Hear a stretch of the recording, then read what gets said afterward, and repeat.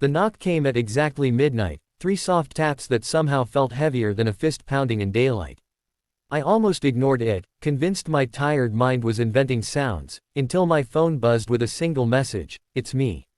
When I opened the door, my boss stood there, hair undone, eyes swollen with tears she clearly hadn't let fall yet. She looked smaller than the woman who ran meetings with iron calm. Her voice broke the silence like a confession she could no longer hold. "Can I stay tonight? I have nowhere else to go." In that moment, everything I thought I understood about power, distance, and rules began to unravel, and I didn't know that this one decision, to step aside and let her in, would quietly change both our lives.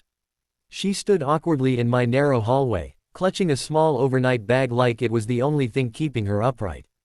I nodded and moved aside, because some instincts don't need permission. The door closed behind her with a soft click, and suddenly the world felt too quiet.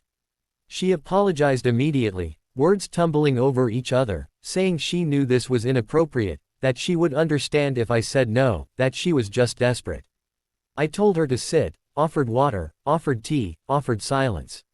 She chose silence first. We sat across from each other like strangers who knew too much about one another's professional masks but nothing about the person underneath. Eventually, she spoke. The company had forced a merger, her position was being absorbed, her office cleared out in a single afternoon. Worse than that, the apartment she shared with someone she trusted was no longer hers. Trust had evaporated the same day her job security did. She laughed once, hollow and bitter, saying it was impressive how life could dismantle you so efficiently.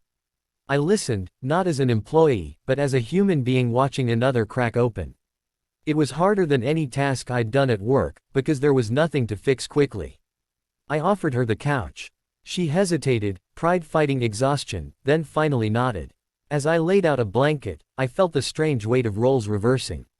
At work, I waited for her approval. Here, she waited for my kindness. Before turning in, she thanked me in a way that felt deeper than gratitude, like relief mixed with fear of tomorrow. I lay awake long after the lights were off, wondering what would happen when morning came, when daylight demanded explanations.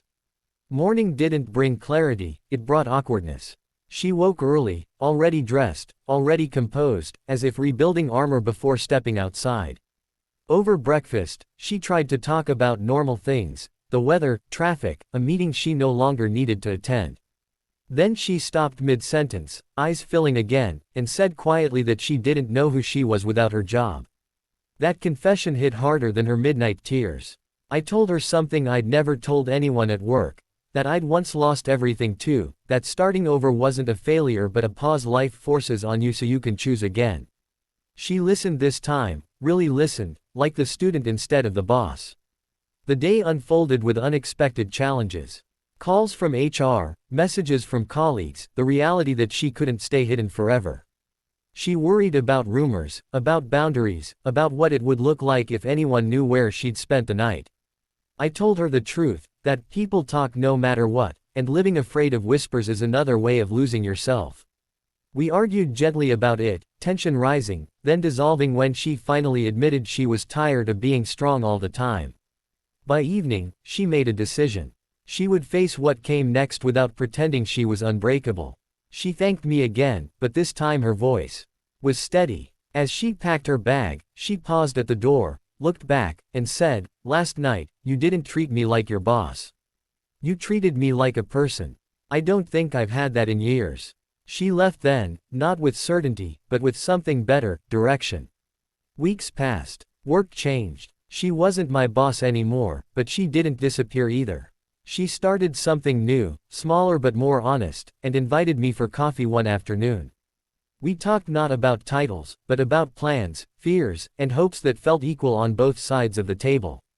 The night she knocked on my door stopped being a secret and became a reminder. Sometimes the strongest moments in life begin when someone admits they have nowhere else to go, and someone else chooses to open the door.